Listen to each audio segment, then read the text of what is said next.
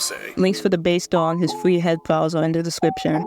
First, you'll need the head, which includes the front and back pieces. The body, 2 upper leg pieces, 2 foot pieces, 2 upper arm pieces. I'll explain which pieces left and right later, and 2 lower arm pieces. And all the tools we'll use for stringing are shown on screen. Starting with the head pieces, there are 2 options for keeping the back plate and the front plate of the head together.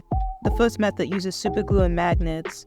Glue the magnets into the magnet holes, and make sure the magnet poles are facing the right direction. And if you don't have any magnets, you can just add sticky tack into the holes in the back plate and add the front plate. Not only does this keep the head pieces together pretty well, but it also makes it easy to take off the front plate whenever you need to. Now for the stringing part, let's start with the ears. The upper arms have left and right pieces. On screen is what the left and right arms should look like when they're in the right positions. Put the crochet hook through the slit in the lower arm. It doesn't really matter which one.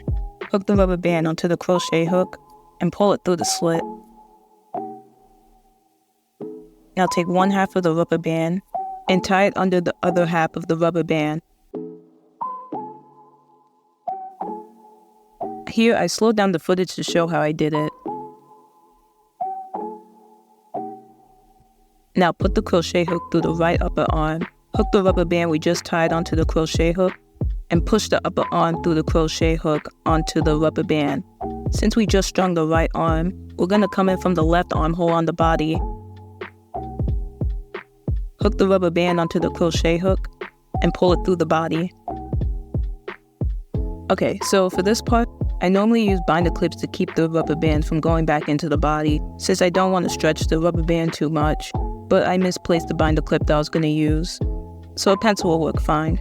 Put the other upper arm onto the crochet hook, push the crochet hook from under the rubber band and twist it to hook it, and pull the rubber band through the upper arm, like a hair bead, and use the pencil to hold the rubber band in place again. Now take the remaining lower arm, hook the crochet through it, hook the crochet hook onto the rubber band, and pull it through the slit in the lower arm, and tie it over the lower arm to keep it in place, just like how we did with the ears. Now for the legs and the head. Grab the body piece and come up from the bottom right leg hole into the neck hole. Hook the elastic onto the crochet hook and pull it through. Now for the leg pieces. On screen I have a drawing of which leg piece is which. The left leg is shaped like a P and the right leg is shaped like a Q. We'll do the right leg first. Come up from the bottom of the leg, hook the elastic sticking out of the right leg hole and pull it through. Now grabbing any foot piece, put the crochet hook through the slit, grab the elastic coming out of the right leg hole and pull it through. Now come down from the top of the leg piece, hook the elastic onto the crochet hook and pull it through. Now coming down from the neck hole into the right leg hole, hook the elastic onto the crochet hook and pull it through. Now we're going to come up from the left leg hole, hook the elastic we just brought in through the neck hole, and pull it back down into the left leg hole. Come up from the left leg hole into the neck hole, hook the elastic onto the crochet hook, and pull it into the left leg hole. Now we'll string the left foot the same way we strung the right foot. String the elastic through the upper leg, string the foot piece, bring the elastic back up through the upper leg. Now put the crochet hook from the neck hole into the left leg hole, hook the elastic onto the crochet hook, and pull it through. Grabbing the back head piece, bring the crochet hook down from the neck hole, and bring the elastic through the head neck hole, one at a time. Now to secure the head and feet in place. Using a rubber band and a bead, loop the rubber band through the bead, and tie the same cow hitch knot that we tied for the ears and the arms. Loop the bead through the neck elastic using the crochet hook.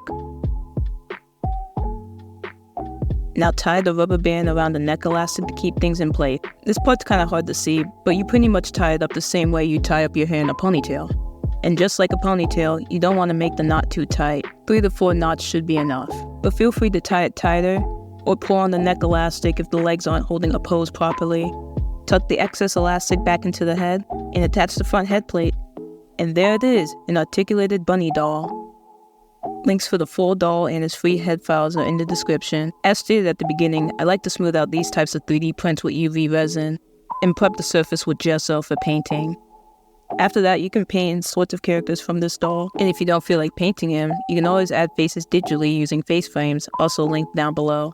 Thanks for watching and have fun. We'll say.